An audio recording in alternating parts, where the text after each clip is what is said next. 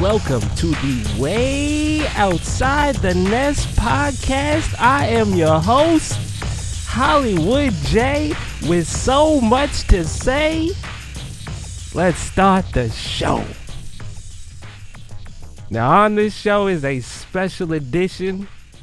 I got the most controversial man on Twitter on this show.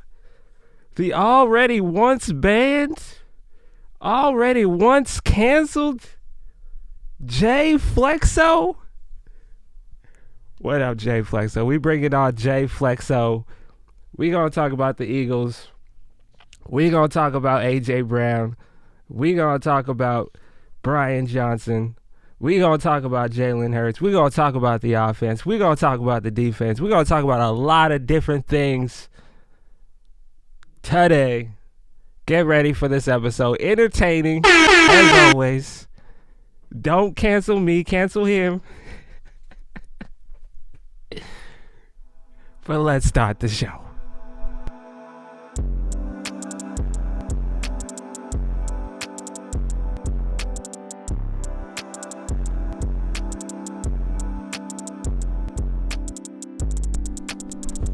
All right. So we got the most controversial man on the internet.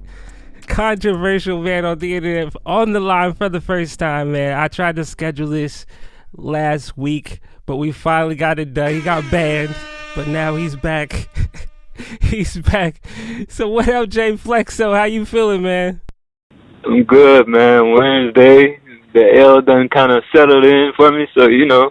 One of my favorite things to talk about with you is AJ Brown, man. You have one of the most controversial AJ Brown takes out there. First question, man. We're gonna get right to it. What do you think about AJ Brown? What do you think about the chemistry that's going on with the Eagles this season? AJ, I want to start with this because AJ Brown is a hell of a player. I don't want to take nothing from him. He's definitely a top 10 receiver, give or take how you decide your order. Now, the chemistry, this is what it boils down to when it comes to us, because the Vikings game, we're having a good closeout. We're running the ball. They can't stop the run, so we're just sticking to the game plan.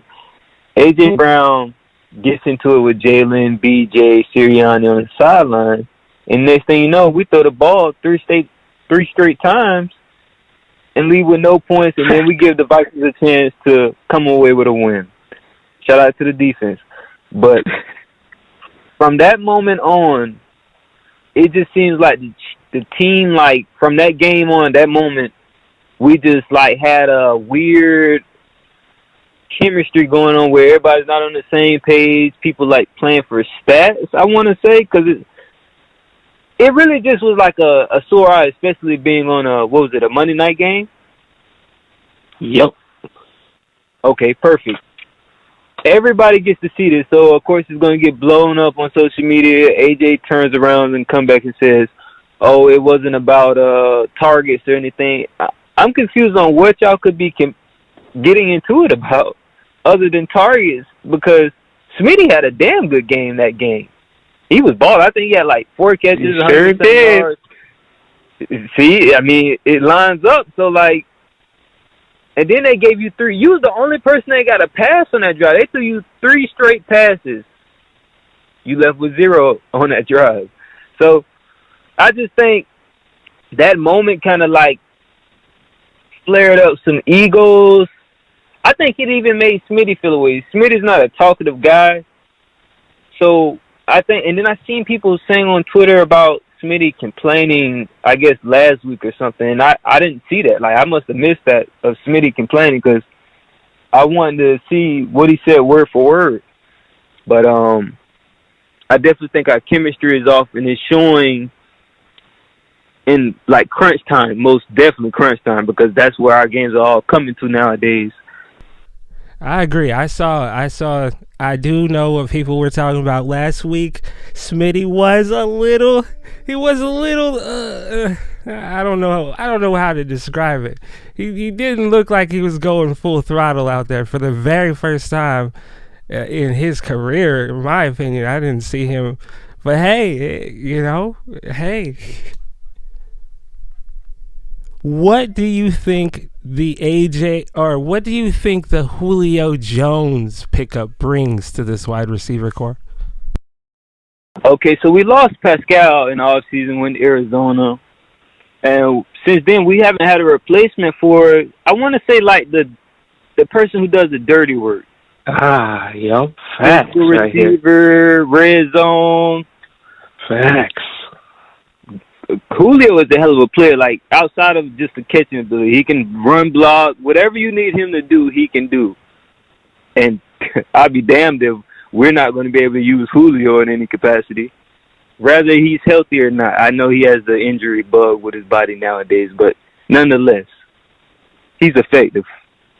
So I see A.J. Brown is putting up huge numbers, and you did mention that Smitty kind of fell off ever since that moment. Do you think that they will both rebound, or do you think that it's just A.J. Brown's year? Okay, the thing about that is I think the bromance and buddy ball system Jalen and A.J. have going on is what's holding us back now. Because, he's force-feeding him. Like, yes, we're getting these chunk plays for A.J. Woo, congrats. But if you really look at it, the moments of where A.J. is doing is that it's not really doing anything for us. He's not scoring. I mean, he has all these wide open, middle of the field, sideline catches. But in the grand scheme, where do A.J. be when it's crunch time? This is not a diss to A.J. It's just to summarize of what I'm seeing. So I believe Jalen needs to stop the buddy ball system. He's not helping us. Spread the ball out. You have other weapons. You have, oh my God, you have a top 5 tight end. You have 2 top 10 receivers. Fact. You have Swift in the backfield.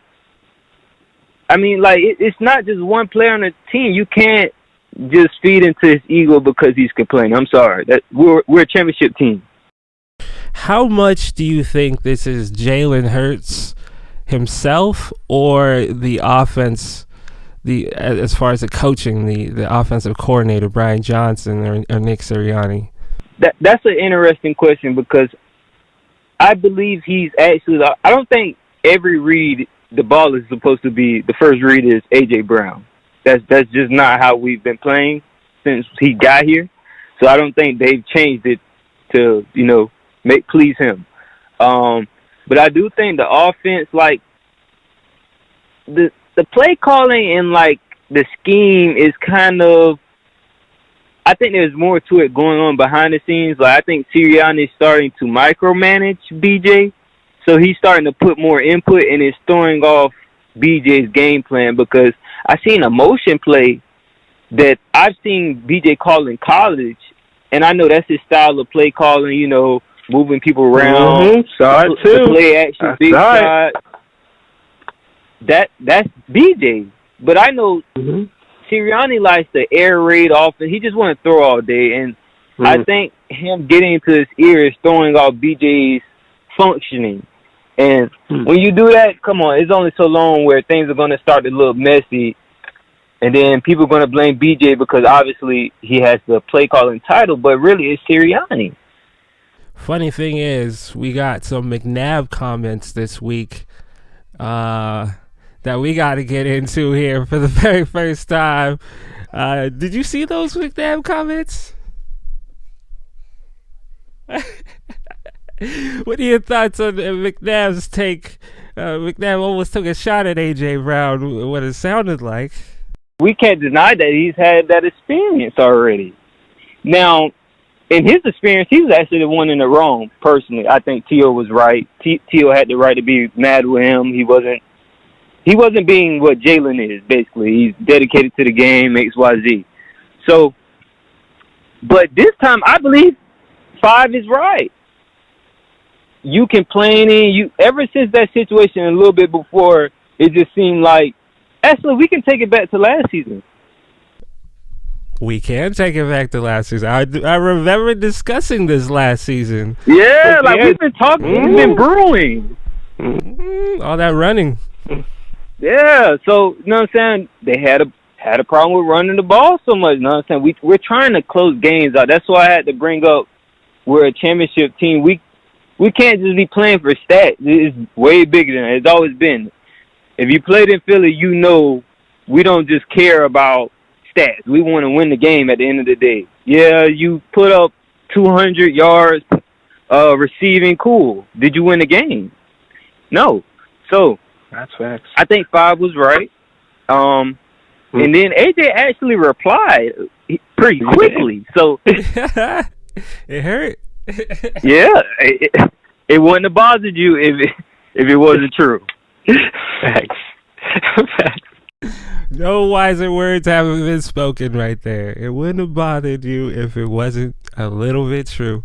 Amen. to that. We've seen you ignore before. Just to jump around real quick, there is talk of Jalen Hurts regressing. I addressed this 2 weeks ago, and a lot has changed since then. I wonder, what are your thoughts now? Is Jalen Hurts regressing, and if so, why? What's the cause? Okay. Now, QB play, first I'm going to shoot Jalen Bell first. I'm going to shoot him Bell because he's my guy. So, QB play has regressed around the league. It's not just Jalen. I've seen Mahomes. Mahomes really hasn't played good. I mean, his stats are on par with Russell Wilson. So, and I know how people feel about Russell Wilson. So, if you're going to criticize Russell, you can criticize Mahomes. So, I don't know if the defenses have caught up to the offense in the league, but the way it's looking, it looks like it has. Because there's no, like, QB that's just dominating defense this year. I think Goff might be the best QB playing right now, and that's crazy. But I definitely think Jalen hasn't regressed. It's just something is going on with the league. Maybe the defense might have caught up. But I do think, come back to it again, the buddy ball thing. Jalen is forcing throws to this man when there's other people that are open. Yeah. So I don't even know why Jalen's doing that. I'm kind of shocked at him for falling into that trap of, man, I got to keep my guy happy. He should understand we're professionals. Yeah, I agree. I saw that exchange. I liked how he stood tall. He wasn't running around like McNabb was, but I didn't like that he threw him 3 straight passes after that. Man, that was crazy. Like, oh, no. What are we doing? The karma of that was he didn't get any catch. Nope. Matter of fact, he might have dropped 2 touchdowns. At first, I thought it was Jalen Hurts proving a point that, hey, if I pass you the ball, this is what's going to happen. So let's just play football. I don't know. Maybe I'm seeing things too good, drinking the Kool-Aid or something. That was crazy. Now, before we keep tearing up the offense, I do want to take some time out for the defense. Sean Desai in particular, man. We got to take some time out for Sean Desai and then go into some of the players Sean Desai has. So what are your thoughts on Sean Desai? Give me a grade so far of Sean Desai's performance. I'm gonna honestly have to give him an A-, and I say that because I'm actually a tough critic on the defense side. Sean, I came in being suspicious of him, and who knew it would be the offense that's worrying me. I never in a million years would have thought the offense was worrying me, but the damn defense, it doesn't matter who they're putting out there. Sean is calling a damn game every single week. Facts. The D-line alone is just like, that is a special group. They're winning us games. They're closing games. They're doing everything they need to do. Now, the secondary, I'm going to skip the linebackers because I'll come back to them. The secondary is playing pretty damn good for a bunch of off-the-street guys, young guys. I guess they're being coached up pretty well. I was kind of suspicious of how our DBs would turn out after we lost our old DB coach because I was a pretty big fan of him. Yeah. Now, the linebackers, I think, okay, I'm going to not include Dean yet because he just got back. the linebackers have been playing pretty damn good. Like they've kind of impressed me. I already knew about Cunningham because I was kind of a fan of his when he was at Tennessee. Yeah. But Morrow, wow, Morrow looks like a damn stud. Like when they was talking about Dean might be coming back this week, I was like, Morrow needs to stay in place because you don't just go away from the hot hand because the guy you drafted semi-early is returning. I'm sorry, that's just not how it goes. I was about to ask you about that. Nakobe Dean, you liking him riding the bench? That's okay? I'm fine with that for now. Now if Morrow or Cunningham starts to regress, okay, let's move around because it's all about it. That each game is not going to be the same game. It might be require a different player being in. And I think Sean has done pretty good at adjusting, especially in games. Like, he's not living and dying with one specific player that's, like, getting us smoked. Yep. Like, not linebackers, but I think the slot situation, we lost Maddox. We tried Bradbury against the Bucks. He did all right, but he shouldn't be in the inside. I'm sorry. Bradbury, yeah, we got to talk about Brad. He hasn't been mentioned on the podcast yet. Bradbury, what? Hey man, that contract's looking. What are you thinking about Bradbury, man? I don't know, man. Bradbury has been average. That All-Pro might have been thanks to the generational D-line we had. I think we still do have the generational D-line, but more so, it was just the defense was so special, it was protecting him. And Slay, too, but I won't talk about Slay right now. Bradbury, now he did good. He's still solid on the outside, but when we moved him inside, that was kind of, yeah. If he goes against the, like, quick, Birds guys, the quirky, you know what I'm saying? It gets kind of spooky for him. Food. He starts grabbing. Yeah, he's food. Yeah, he's no doubt. So what are your thoughts on Slay? You definitely have a lot of thoughts on Twitter about Slay. Slay is too friendly of a guy for my liking. I'm sorry. I do like my DBs to just be like the most disrespectful player. I like that. It's competitive to me. I don't want you on Twitter just gloating about every single player on every single team. Dude, what is this? You can be buddies in the off season. In season, I don't want to see that. Yeah, I feel you. Yeah, so Slay's a good guy. Now, as far as his play, the Commanders game, I want to talk about that one specifically because he was getting cooked. Oh, yeah. To be fair, he always gets cooked against Terry. I don't think he's ever had a good game against Terry. Facts. I don't understand that. Why is Terry always cooking you? He's too fast or something. I don't know. Jesus Christ. I got to see how he looks against CD because I feel like I haven't seen enough tape against him and CD. Well, CD be in the flat, so never mind, I don't know about that. Yeah, CD be hide. They hide CD. Yeah. But hopefully Slay gets his act together because we know first half of the season Slay is pretty damn good. Then the back end, he looks suspicious and he makes me start dissing him. Yeah, that's how it's been. Just to jump back on the offense real quick, I know we knocked them. Do you think they can turn it around and be, dynamic as last year was? I think for a fact, the offense is ranked like number 2 in yards per game. So we're really, I guess it's how we're winning. I mean, that's what it boils down to because we're putting up the yards. You know what I'm saying?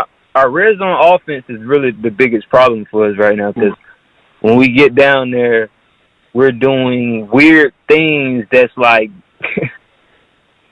I don't even think we're really running the ball in the red zone. We give it one chance, and then we go away from it. Then we just start doing random things with passing the ball, but it's not scoring. We didn't really have these problems last year. How big of a loss do you think Shane Steichen was, looking back now? Okay. I think Shane was so dedicated to the run game that it made it easier for us to just pass the ball when we did. I really need to see BJ off the leash because I feel like Sirianni has him on a leash right now to really get a clear indication of if Shane was a loss or not, because if the head coach is micromanaging, you're throwing off his original thoughts of what he wants to do and how he wants to play it. But I will say we need to run the ball more. I'm sorry. I just don't want to see Jalen throwing the ball 45 times. It's nothing about Jalen. It's just about how the game is. And how many times did we run the ball? Maybe 15 times, not including the Jalen something run? like that. Less than 15 for sure. That's disgusting. I don't want to ever see a game where we're running the ball 15 times against the 29th ranked defense and run. What? Yeah, someone told me that, and I was like, what? They were at 28 yesterday. I literally watched the Chiefs versus Jets game, and I watched the Chiefs just run all over them.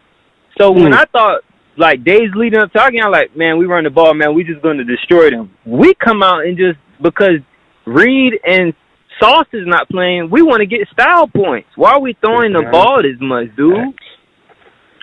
We're playing. Then that's how I know the AJ situation played into it, because, okay, the receivers are crying, so now we got to feed them to make sure they're good.